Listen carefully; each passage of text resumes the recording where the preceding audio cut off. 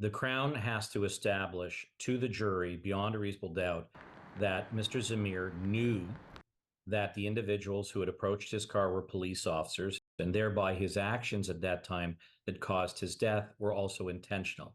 I think that's an extremely high hurdle. Throughout the trial of Umar Zameer, the jury has heard vastly different depictions of what happened that night in July 2021. What remains the same is that the plainclothes officers, Detective Constable Jeffrey Northrup and his partner Lisa Forbes, were in the underground parking garage investigating a separate stabbing, while Zameer and his family were just about to leave after being downtown for Canada Day. Forbes told the court she and Northrup walked up to Zameer's vehicle and she identified herself multiple times and held out her badge. Zameer testified that he didn't hear the word police or see a badge and described the officers as rushing towards the car.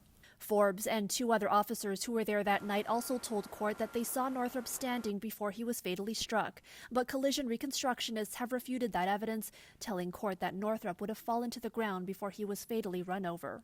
Criminal defense lawyer Joseph Newberger says if there's insufficient evidence for a first-degree charge, it is possible the jury could come back with a verdict on a lesser included offense, one being second-degree murder.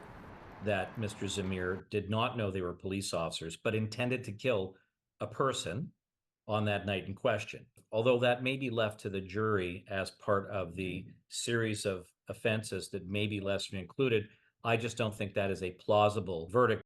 Or manslaughter. That he did not know that the officer was indeed a police officer, but that his actions, knowing that there were people in front of him or behind him, did likely cause harm and somebody died. Another possibility, acquittal.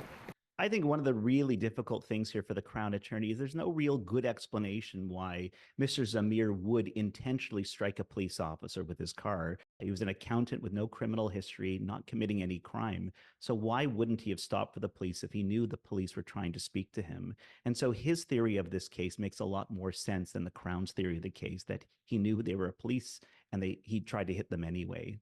The jury is expected to hear closing statements from the Crown and defense on Tuesday. At the University Courthouse, Erica Natividad, City News.